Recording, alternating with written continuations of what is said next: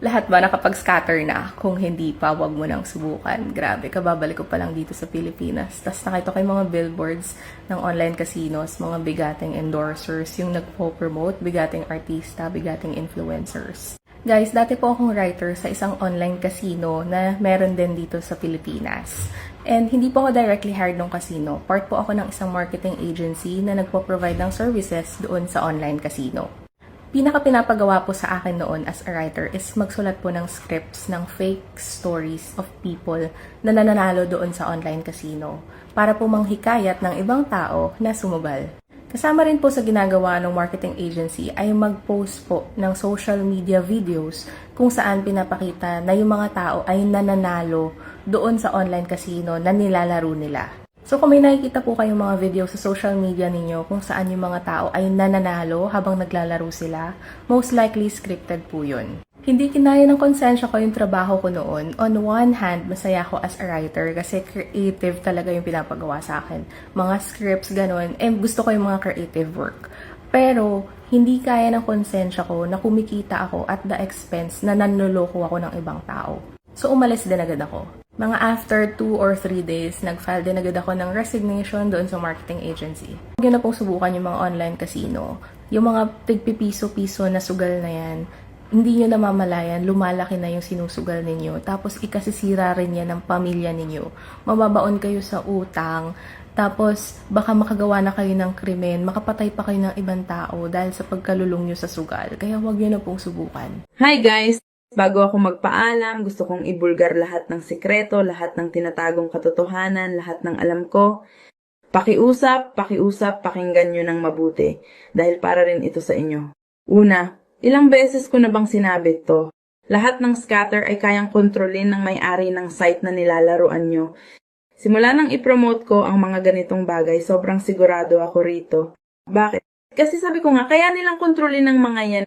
Sa umpisa, papapanalunin ka lang nila ng isang beses bilang sample para maengganyo kang mag-cash in ng mag-cash in. Pero hindi mo napapansin, susunod na mga laro mo ay talo. Maniwala ka. Matagal na akong naglalaro ng Super Ace. Maniwala ka man o hindi. Nasabi ko na ang lahat ng gusto kong sabihin. Nasa sa inyo na kung makikinig kayo o hindi, pero maniwala kayo, matagal ko nang pinopromote ang mga ganitong bagay. Alam ko na ang mga kalakaran sa loob dahil kaibigan ko ang mga boss dyan. Alam ko kung ano ang mga ginagawa nila sa likod ng Super Ace. O siya, hanggang dito na lang. Mag-ingat kayo lahat. Hindi na po namin ni Mami tinapos yung kontrata namin.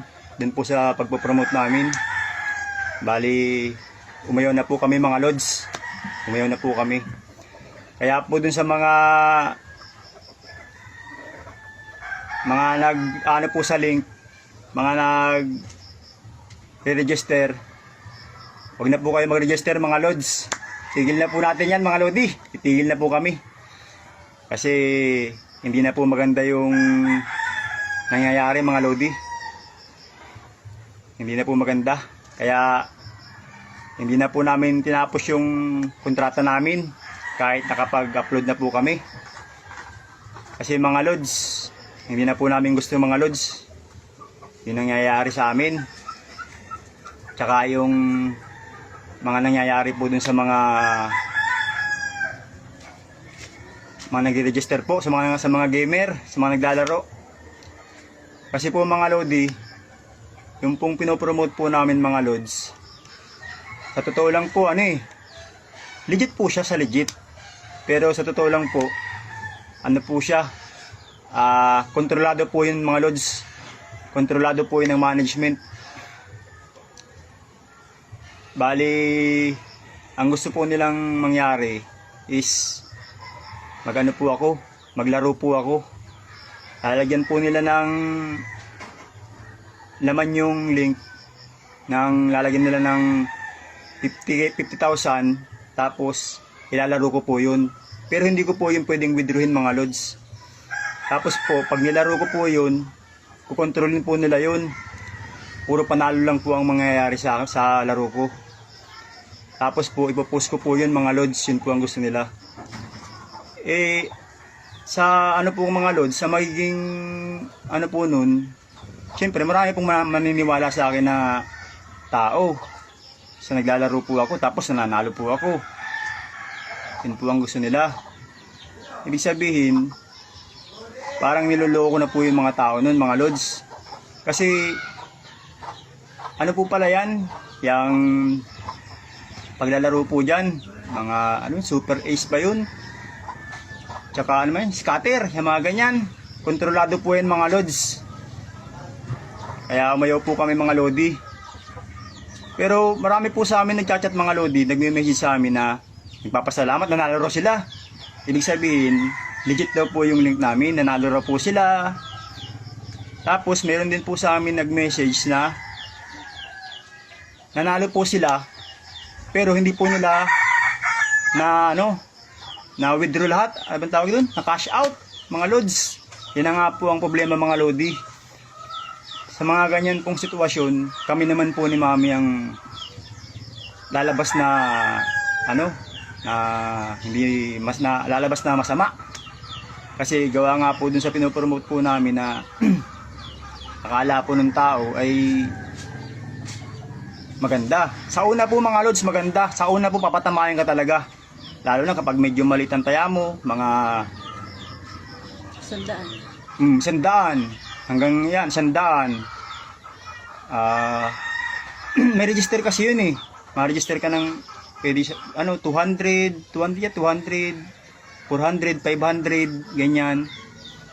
Papatamayan kanyan mga lods. Abutan kanya ng mga 2,000. Siyempre, ikaw naman, maniniwala ka. Lalaro ka ulit. Tapos bandang huli mga lods, hindi yan papatamayan mga lodi. Kontrolado po nila mga lodi yung larong yan. Kaya ako po, na-experience ko po dyan mga lods. Na-experience ko po kasi base po dun sa mga nagme-message po sa akin. Gaya po nakarami nag-message sa akin, Lods, bakit ganun yung link mo? Nanalo ako lodi. Malaki yung pinanalunan niya mga lods. Nasa 20. Kulang 20. Tapos, ang na-cash out niya mga lods is 5,000. May tira pa siyang nasa 15. Yan, nasa 15 o kulang 15 mil yung tira niya. Ngayon, hindi niya mga lods ma-cash out. Yung ginawa niya, inilaro niya ulit. Tapos natalo siya mga lods. Tapos, nag-cash in ulit siya. Talo na naman. Yan ang sinasabi ko mga lodi. Ngayon, kami naman po ang nagiging masama sa tingin ng ibang tao. Gawa po sa nangyayaring ganun. Kaya ayaw po namin yun mga lods. Kaya, hindi na po kami magpo-promote mga lodi. Hindi na. Okay na sa amin yung ganito mga lods. Talagang magtsatsaga na lang. Tsaga, tsaka tiis. Kasi hindi po maganda yung na-experience po namin sa pagpo-promote mga lods. Hindi po siya maganda. Kontrolado po talaga ng management. Yan mga lods. Maraming salamat mga lods. Grabe mga lodi. Ibang experience yung naranasan namin ni Mami. Oo, maganda para sa amin. Pero para sa ibang tao, hindi po. Totoo po yan. Wala pong mangyayaring maganda. Sa una, papadamahin. Tapos, magpo-post ako ng pagpo-postin ako ng naglaro ako na nanalo ako ng malaki, 50, 100, 1,000 mga lods. Pero ano po yun, hindi po namin pwedeng i-cash out. Hawak po nila yun mga lodi. Yan po ang katotohanan. Kaya sa mga naglalaro po dyan, pag-isipan po natin mabuti mga lods. Pag sobrang laki na po ng panalo ninyo mga lods, sabi ko sa inyo, hindi nyo po maka-cash out yan mga lodi. Maka-cash out nyo, maliit lang. Siyempre, mapipilitan kayong maglaro ulit kasi sayang naman yung pero ubusin na nila yun. Yan mga lods, grabe. Ibang experience to mga lodi.